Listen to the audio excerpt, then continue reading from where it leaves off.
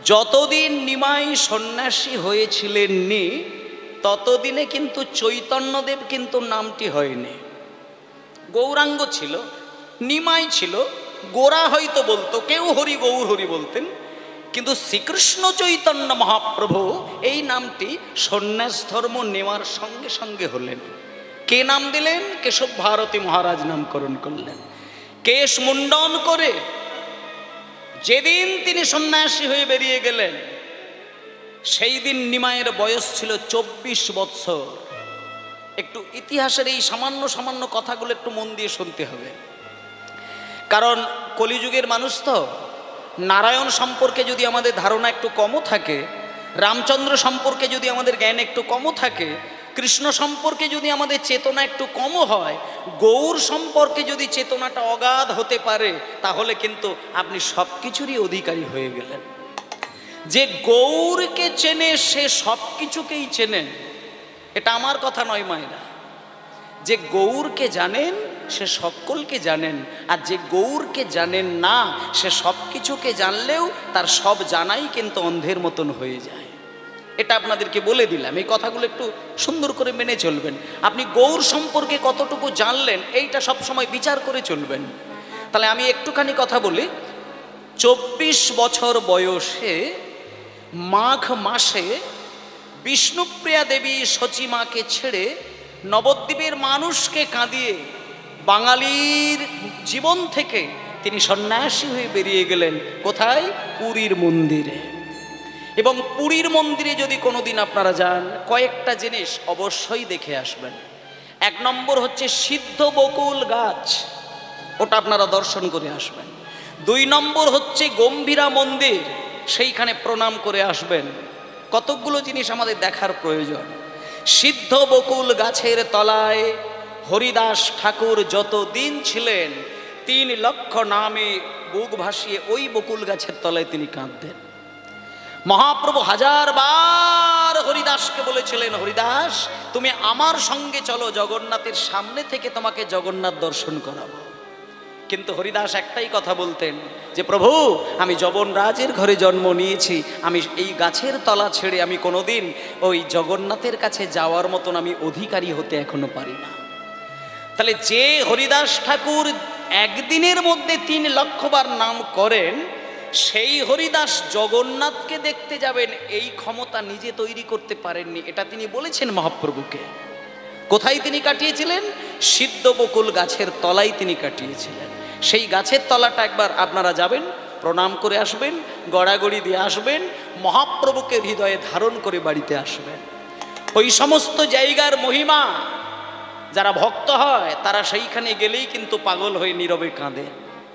এখনো সেইখানে গেলে মহাপ্রভুকে দেখা যায়, এখনো সেখানে গেলে মহাপ্রভুর হাকৃষ্ণ বলে ক্রন্দন ধ্বনি শোনা যায়।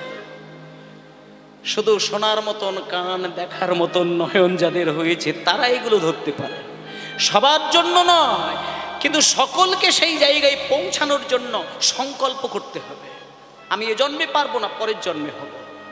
এখনো বৃন্দাবনে গেলে কৃষ্ণের বাঁশি শোনা যায়, এখনো বৃন্দাবনে গেলে রাধারানীর নূপুরের ধ্বনি শোনা যায়।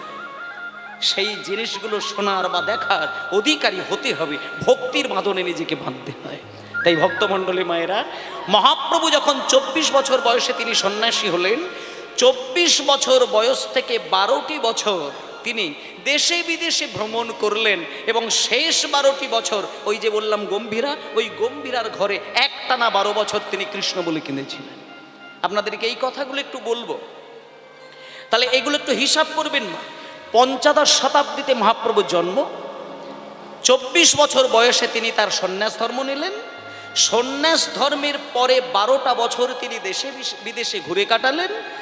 তার পরের 12টি বছর তিনি কি করেছিলেন এইগুলো আপনাদের দেখতে হবে।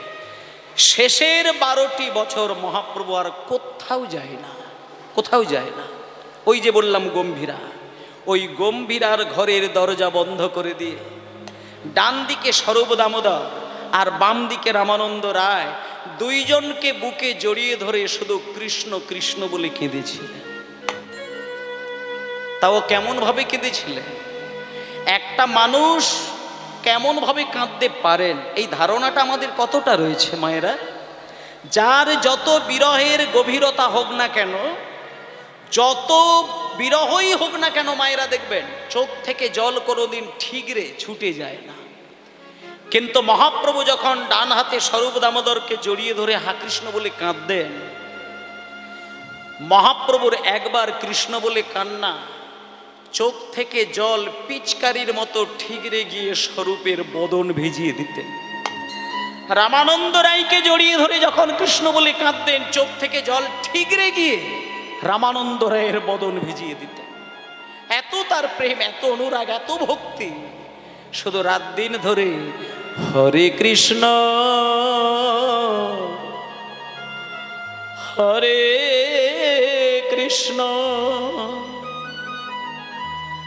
কৃষ্ণ কৃষ্ণ হরে হরে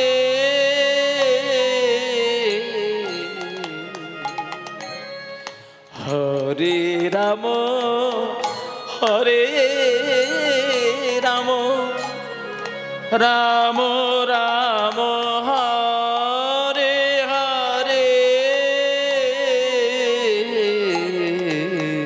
নিতাই গৌর ব্রহ্মানন্দে হরি বল।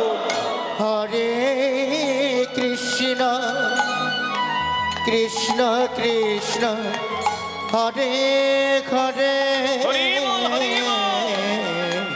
হরে রাম হরে রাম রাম রাম হরে হরে হরে কৃষ্ণ হরে কৃষ্ণ কৃষ্ণ কৃষ্ণ হরে হরে হরে রাম হরে রাম রাম রাম হরে হরে হরে কৃষ্ণ হরি হরি বল, হরি হরি বল।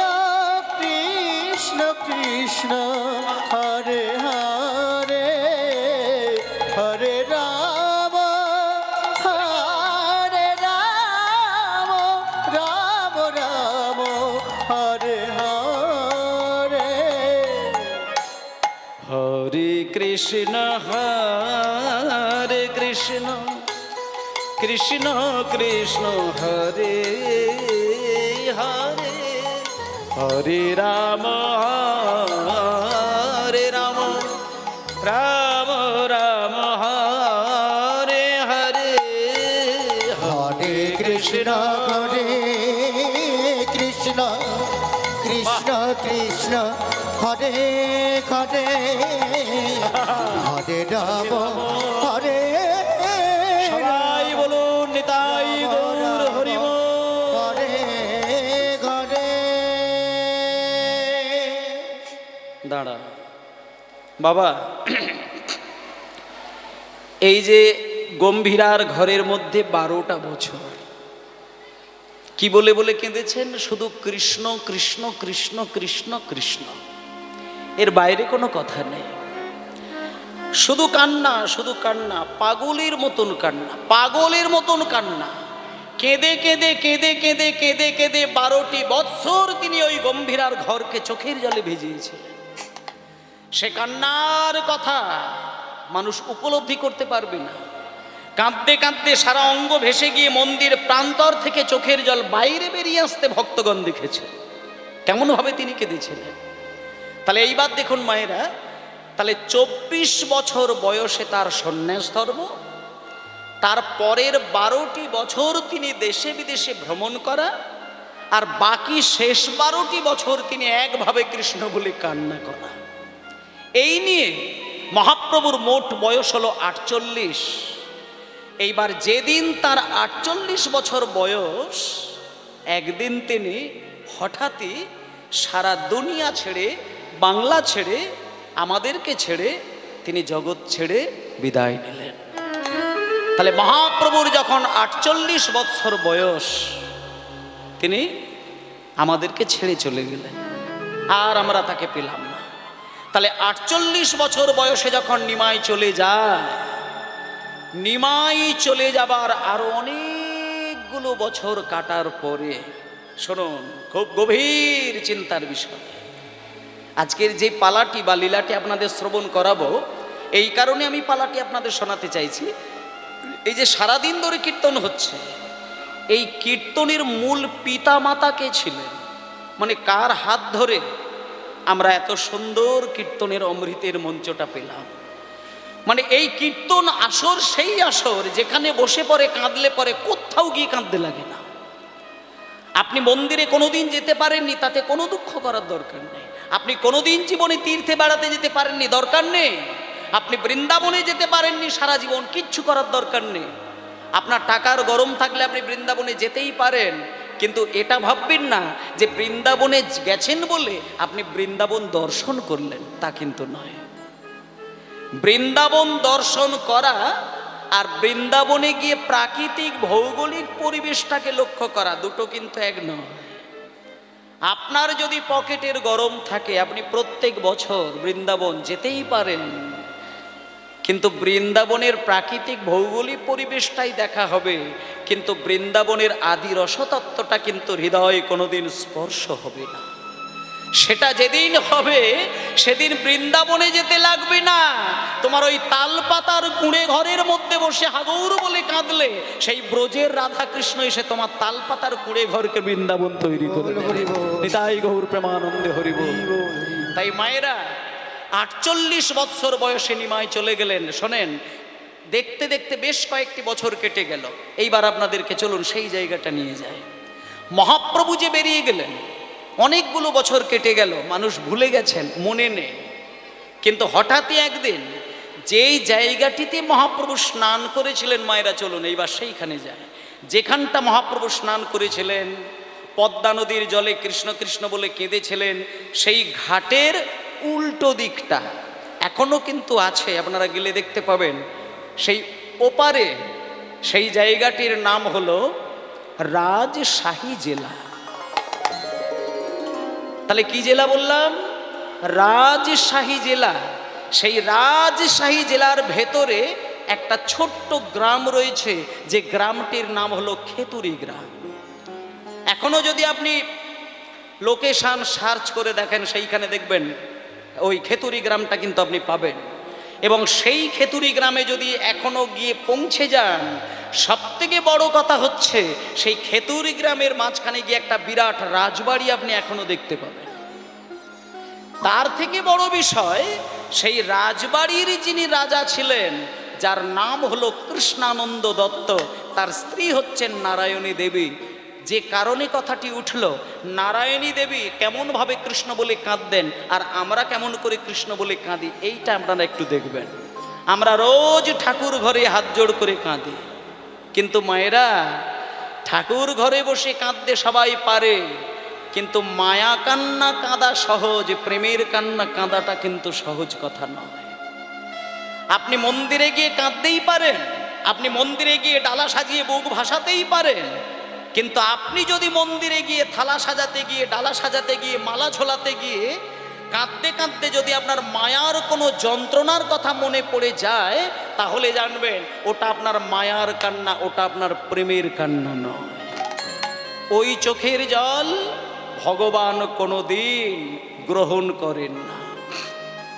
মায়েরা, ভগবানকে কেউ যদি প্রেমের কান্নায় এক ফোঁটা জলে ভেজাতে পারেন, ভগবান তার কাছে দেখা দেওয়া নয়, ভগবান তাকে কৃপা করা নয়, ভগবান তার কাছে নিজেকে বিক্রি করে দেন। এই জায়গাগুলো বুঝবেন। কেউ যদি প্রেমের কান্না কাঁদতে কাঁদতে ভগবানের দু চরণে দু ফোঁটা নয়নের জল দেয়, তাহলে সেই ভগবান তার কাছে ধরা দেয়, বাঁধা পড়ে যায়, নিজেকে বিক্রি করে দেয়। তাই জন্য ওমা, সেই যে রাজশাহী জেলা, তার মধ্যে যে খেতুরি গ্রাম, সেই গ্রামের যে রাজবাড়ি, সেই রাজবাড়ির যিনি রাজা ছিলেন তার নাম হলো কৃষ্ণানন্দ দত্ত। তারই যিনি সহধর্মিণী ছিলেন নাম হচ্ছে নারায়ণী দেবী। নারায়ণী দেবী একটা ছোট্ট কৃষ্ণকে বুকে জড়িয়ে ধরে প্রত্যেক দিন 3 বার স্নান করাতেন। আমরা কবার স্নান করাই? একবার, দুপুরবেলা। কিন্তু নারায়ণী দেবী 3 বার বুকে জড়িয়ে ধরে স্নান করেন। কোন জলে? গঙ্গার জলেও নয়, পদ্মার জলেও নয়, নয়ন জলে 3 বার বুকে জড়িয়ে ধরে স্নান করা। স্নান করাই বুকের মাঝে জড়িয়ে ধরে চোখের জলে ভাসতে ভাসতে আর একটা কথা শুধু নারায়ণী দেবী বলেন, হে ঠাকুর, এই যে আমি কেঁদে কেঁদে তোমার সেবা দিলাম, আমি কিচ্ছু চাই না, কিচ্ছু চাই না, আমি শুধু একটা জিনিস চাই, তুমি আমার গর্ভে এমন একটা ছেলেকে পাঠাও যে ছেলেটা জন্মের পর থেকে যেন তোমাকে সেবা দিতে পারে ঠাকুর, আমি আর কিচ্ছু চাই না। আমরা ভগবানের কাছে সন্তান চাই বৃদ্ধ বয়সে নিজের খাবার জন্য, বংশ রক্ষার জন্য, ব্যবসা রক্ষার জন্য, বৃদ্ধ বয়সে খেতে পাবার জন্য। কিন্তু নারায়ণী দেবী ওইগুলো চায় না। তিনি রাজার স্ত্রী, তিনি রাজার স্ত্রী, তিনি রানী, তিনি মনে করলে একটা ছেলে চাইতেন বংশকে রক্ষা করার জন্য, তিনি ওটা বলেননি। তিনি রাত দিন কেঁদে কেঁদে বলতেন, ঠাকুর, আমি বৃদ্ধ বয়সে খেতে পাবো এই আশায় আমি তোমাকে কোনোদিন ছেলে চাইব না। আমার পেটে, আমার গর্ভে তুমি যে ছেলেটিকে পাঠাবে সেই ছেলেটা জন্মের পর থেকে সে যেন শুধুই তোমার সেবা দিতে পারে ঠাকুর, আমাকে সেবা দিতে হবে না।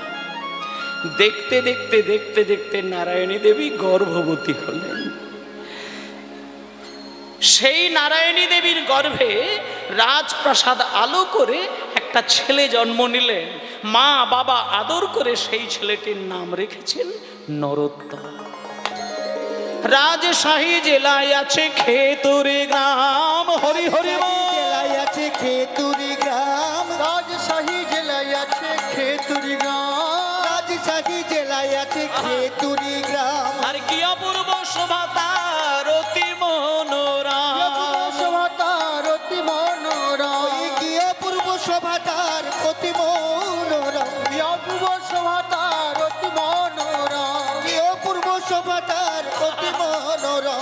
নরোত্তম জন্ম নিল কৃষ্ণানন্দের ঘরে, তম জন্ম নিল কৃষ্ণানন্দের ঘরে, আরে নরোত্তম জন্ম নিল কৃষ্ণানন্দের ঘরে, নরোত্তম জন্ম নিল কৃষ্ণানন্দের ঘরে, নরোত্তম জন্ম নিল কৃষ্ণানন্দের ঘরে, আর মহাভাগ্যবতী নারায়ণীর উদরে, মহাভাগ্যবতী নারায়ণীর উদরে, মহাভাগ্যবতী নারায়ণীর উদরে, মহাভাগ্যবতী নারায়ণীর উদরে। তাদের আনন্দ ধরে না, আনন্দ ধরে না, তাদের আনন্দ ধরে না, তাদের আনন্দ ধরে না, ওই রাজশাহী বাসীর মনে আনন্দ ধরে না, রাজশাহী দাসের মনে আনন্দ ধরে না, ওই রাজশাহী বাসীর মনে রাজপুত্র হলো বলে হরি হরি বল।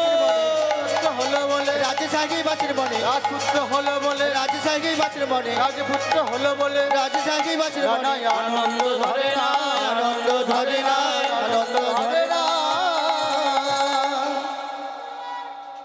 নিতাই গৌর প্রেমানন্দে হরি বল। তাই জন্য এখানে যারা মায়েরা রয়েছেন সকলকে একটা কথা বলবো, ভগবানের কাছে কেউ যদি ছেলের বাসনা করেন তাহলে অন্তত এইটুকু যেন ভুল করেও মনে করবেন না যে আমি ছেলের জন্ম দিলাম মানেই আমি ছেলের কাছ থেকে বৃদ্ধ বয়সে বুঝে পাওয়ার আশায় ছেলের জন্ম দিলাম, তা কিন্তু নয়। আপনি যদি বৃদ্ধ বয়সে, বৃদ্ধা বয়সে খাবার আশা নিয়ে সন্তানকে মানুষ করেন, একটা জিনিস পরিষ্কার যে কপালে যদি আপনার খাবারটা না থাকে, আপনি একটা ছেলে কেন 10টা ছেলের মা হলেও আপনি খেতে পাবেন না। আর আপনার কপালে যদি সুখ থাকে, খাবার লেখা থাকে, আপনার পেটে যদি ছেলে নাও জন্ম নেয়, 10 মায়ের 10 কোণ থেকে 10টা ছেলে এসে আপনাকে প্রাণ ভরে খাবার খাইয়ে দেবে। তাই জন্য একটা সোজা কথা বলি, যে মায়ের পেটে কৃষ্ণ ভক্ত সন্তান আসে সেই মা নয় শুধু, সেই ছেলের বাবা শুধু নয়, ওই বংশের বিগত 14 পুরুষ তারা যদি সারা জীবন পাপ করে করে পাপের একটা পাহাড় পর্যন্ত বসিয়ে রেখে দিয়ে যায়, একজন কৃষ্ণ ভক্ত সন্তানের 1 ফোঁটা চোখের জলের যা মূল্য, বিগত 14 পুরুষের পাপের যে পাহাড় সব ধুয়ে মুছে পরিষ্কার হয়ে সবার চিত্ত শুদ্ধ হয়ে একদিন গোবিন্দ চরণে নিবেদিত হয়ে যায়। নিতাই গৌর প্রেমানন্দে হরিবল। কৃষ্ণ ভক্ত ছেলের মা, কৃষ্ণ ভক্ত ছেলের বাবা বৃদ্ধ বয়সে খেতে পায় না, এই উদাহরণ আপনি কোথাও দেখাতে পারবেন না, কোনো ইতিহাসের পাতায় প্রমাণ দিতে পারবেন না। যে ছেলে কৃষ্ণ ভক্ত হবে, যে মেয়ে কৃষ্ণ ভক্ত হবে, সে নিজে খাবার মুখে তোলার আগে তার মা বাবার কথাটা মনে করে সে কিন্তু কাঁদবে। কৃষ্ণ ভক্ত সন্তান খেতে গেলেই মায়ের কাছে গিয়ে জিজ্ঞেস করে, মা তুমি খেয়েছো? বাবা তুমি খেয়েছো? এই যে মা খেয়েছে কিনা, বাবা খেয়েছে কিনা। একজন ভেতরে থাকা কৃষ্ণ প্রেমিক সে কোনোদিন মায়ের খোঁজ না নিয়ে নিজে খাবার তুলবে না। কিন্তু যদি কোনোদিন দেখেন গলা ভর্তি তুলসী কাঠের মালা, দ্বাদশ সঙ্গে তিলক সেবা করা, ধুতি পাঞ্জাবি পরা, জপমালায় নাম করা, কিন্তু মাকে বাবাকে খেতে দেয় না, ও কপট, ও কৃষ্ণ ভক্ত নয়। ওর বাইরে কৃষ্ণ ভক্তের আভরণ, ভেতরে এতটুকু কৃষ্ণ ভক্তের কোনো বিন্দু মাত্র, কোনো লেশ মাত্র পাওয়া যায় না। আর যার ভেতরে থাকে কৃষ্ণ প্রেম, তার বাইরে আভরণের দরকার হয় না। ওই প্রেমিক মা বাবাকে ভগবানের আগে বসিয়ে রাখেন। তাই ভক্তমণ্ডলী, মা গো, আজকে যে ছেলেটি জন্ম নিয়েছে নাম হচ্ছে নরোত্তম। আজকে নরোত্তমের দেখতে দেখতে দেখতে দেখতে বয়সটা ক্রমশ বাড়ছে। ওমা 6 মাস গড়িয়ে গড়িয়ে 1 বছর হলো, 1 বছর গড়িয়ে গড়িয়ে 4 বছর হয়ে গেল, 4 বছর গড়িয়ে গড়িয়ে যখন 5 বছর হয়ে গেল, বাবা একদিন নরোত্তমকে কাছে নিয়ে মনে মনে চিন্তা করছে, খোকা রে, এই খোকা, আমার টাকা পয়সার অভাব নেই, তোকে মানুষ করার জন্য আমার অনেক টাকা রয়েছে, পয়সা রয়েছে, সোনাদানা রয়েছে, গয়নাগাটি রয়েছে, জমি জায়গা রয়েছে, কিন্তু একটা কথা বলি খোকা, শোন, আমি তোকে ডাক্তার, মাস্টার, উকিল, ব্যারিস্টার, ইঞ্জিনিয়ার, এই এখনকার দিনের যেটা, মায়েরা, ছেলেকে যদি টাকার মেশিন বানানো হয়, সেই মা বাবা মনে মনে চিন্তা করেন যে আমি একটা আদর্শ ছেলের মা হলাম কি বাবা হলাম। কিন্তু একটা কথা বলি মা, টাকার মেশিন বানাতে পারেন আপনি, কিন্তু একটা মানুষ বানাতে কিন্তু পারলেন না। কারণ একটা জিনিস জানতে হবে যে মানুষের হৃদয় রয়েছে, কিন্তু মেশিনের হৃদয় কিন্তু নেই। মেশিন হয়তো অনেক টাকা রোজগার করতে পারে, মেশিন হয়তো অনেক কাজ করে দেখাতে পারে, কিন্তু মেশিনের তো হৃদয় থাকে না। কিন্তু মানুষের একটা হৃদয় রয়েছে। তাই ভক্তমণ্ডলী মায়েরা, আজকে নরোত্তমে যখন 5 বছর বয়স, নরোত্তমের বাবার নামটা কি বলেছিলাম মায়েরা, বাবার নাম কি বলেছিলাম নরোত্তমের? কৃষ্ণানন্দ দত্ত। এইবার শোনেন, যখন নরোত্তমের 5 বছর বয়সটা গড়িয়ে গেল, একদিনকে নরোত্তমের বাবা মনে মনে চিন্তা করে নিলেন যে আমি আমার ছেলেকে লেখাপড়া শেখাতে গিয়ে আমার যদি রাজ সর্বস্ব বিকিয়েও যাই যাক, কিন্তু আমি ছেলেকে ওই ডাক্তার মাস্টার নয়, ছেলেকে আমি পণ্ডিত তৈরি করব, পণ্ডিত তৈরি করব। আমার ছেলে পণ্ডিত হবে, এর জন্য আমি বাবা হয়ে যা করতে হয় তাই করব।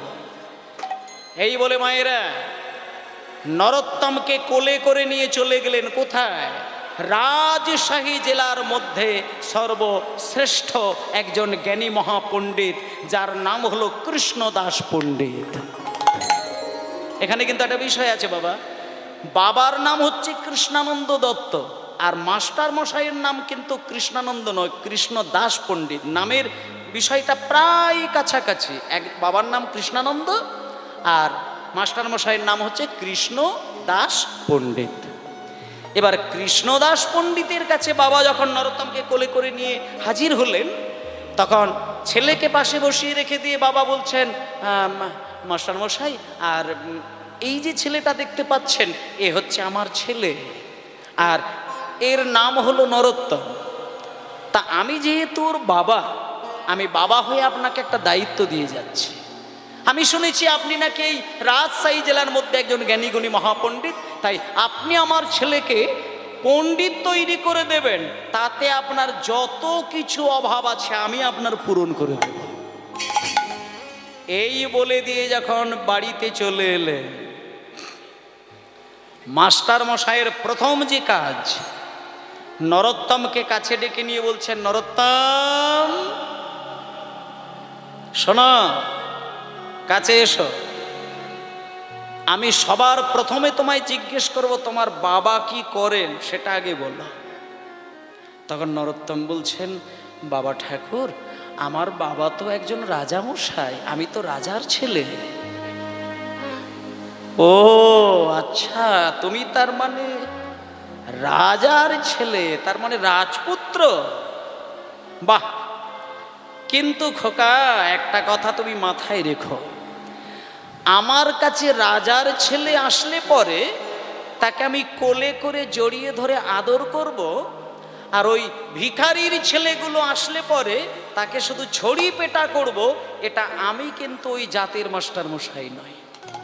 আমার কাছে একটাই সংবিধান, রাজার জন্যে যে আইন আর পথের ভিখারির জন্যেও সেই আইন।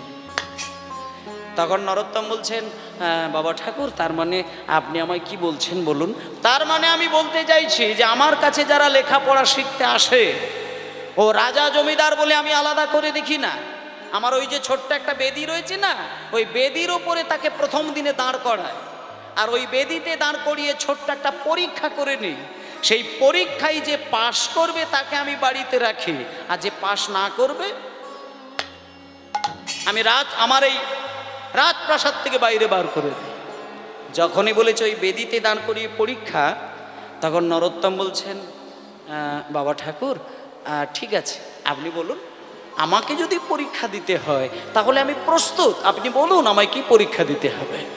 তুমি পরীক্ষা দেবে? হ্যাঁ আমি পরীক্ষা দেব। আপনি বলুন আমায় কি পরীক্ষা দিতে হবে।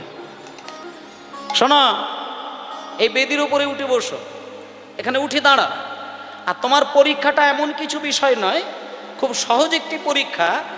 ক খ গ ঘ উঙ, এই যে 5টি বর্ণ, এই 5টি বর্ণ দিয়ে তুমি একটা কবিতা রচনা করে শোনাবে। তুমি যদি কবিতাটা শোনাতে পারো তাহলে তুমি থাকবে, যদি কবিতা না শোনাতে পারো তুমি বেরিয়ে যাবে। এটা আমার সহজ পরীক্ষা।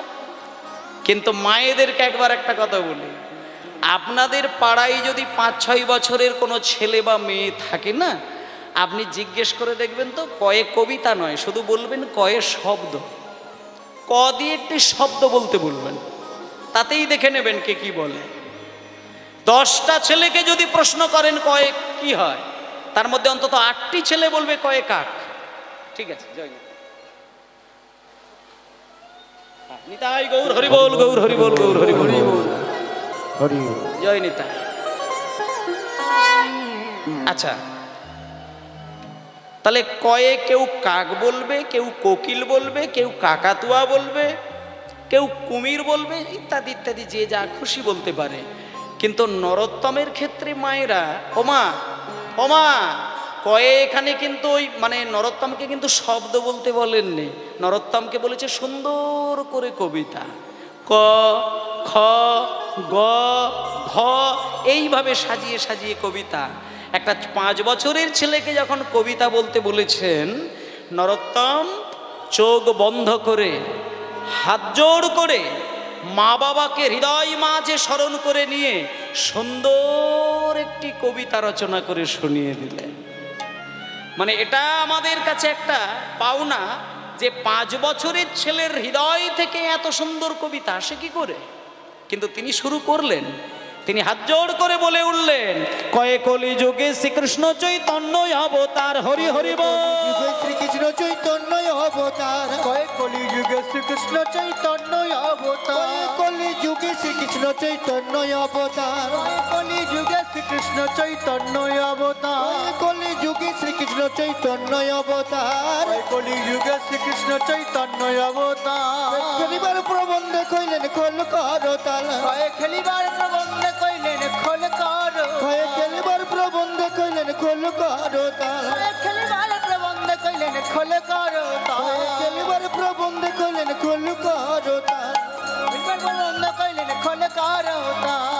দাঁড়াও দাঁড়াও, 5 বছরের ছেলেকে যখন কবিতা বলতে বলেছেন, নরোত্তম চোখ বন্ধ করে হাত জোড় করে মা বাবাকে হৃদয় মাঝে স্মরণ করে নিয়ে সুন্দর একটি কবিতা রচনা করে শুনিয়ে দিলেন। মানে এটা আমাদের কাছে একটা পাওনা যে 5 বছরের ছেলের হৃদয় থেকে এত সুন্দর কবিতা আসে কি করে। কিন্তু তিনি শুরু করলেন, তিনি হাত জোড় করে বলে উঠলেন, কয়ে কলি যুগে শ্রীকৃষ্ণ চৈতন্য অবতার, হরি হরি বল। হরি বল। দাঁড়াও দাঁড়াও, কয়ে কলিযুগে শ্রীকৃষ্ণ চৈতন্য অবতার ক্ষয়ে খেলিবার প্রবন্ধে কইলেন খোল করতা।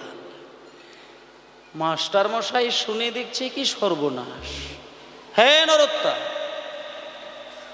আরে এই কবিতা কি তুমি এর আগে কোনোদিন কোথাও শুনেছো নাকি তোমার মা বাবা এগুলো শিখিয়েছেন? তখন নরোত্তম বলছেন, বাবা ঠাকুর আপনার আশীর্বাদে আর মা বাবার আশীর্বাদে এই কবিতা আমার হৃদয় থেকে আমি সৃষ্টি করে আপনাকে শোনাচ্ছি। তখন নরোত্তমকে বলছে, আরো বলো, আরো বলো, আমি শুনবো। ক্ষয়ে খেলিবা অনুপম মন্দে কইলেন হরি হরি বল। খেলিবার প্রবন্ধে কইলেন খোল করতা। হয়ে খেলিবার প্রবন্ধে কইলেন খোল করতা। গয়ে গড়াগড়ি, গয়ে গড়াগড়ি, গয়ে গড়াগড়ি জান প্রভু নিজ সংকীর্তনে হরি হরি বল। প্রভু নিজ সংকীর্তনে হয়ে গোড়াগড়ি জান প্রভু নিজ সংকীর্তন। হয় গড়াগড়ি জানে প্রভু নিজ সংকীর্তনে হয়ে গোড়াগড়ি জান প্রভু নিজ সংকীর্তন। হয়ে ঘরে ঘরে হরি নাম দেন সর্বজনে। হরে হরি নাম জয় সর্বজনে হয়ে ঘরে ঘরে হরি নাম তিনি সর্বজনে। হয় ঘরে ঘরে হরি নাম জয় সর্বজনে উচ্চৈস্বরে উময় উচ্চৈস্বরে, উময় উচ্চৈস্বরে গান প্রভু জীবের লাগিয়া। উচ্চস্বরে গান প্রভু জীবের লাগিয়া। উচ্চস্বরে গানে প্রভু জীবের লাগিয়া হরি হরি হরি বল। প্রভু জীবের লাগিয়া। উচ্চস্বরে গানে প্রভু জীবের লাগিয়া জয় চৈতন্য করল জীবে কৃষ্ণ নাম দিয়া। জয় চৈতন্য করল জীবের কৃষ্ণ মোদিয়া। চৈতন্য করল জীবের কৃষ্ণ নাম দিয়া চৈতন্য করল জীবের কৃষ্ণ নাম দিয়া।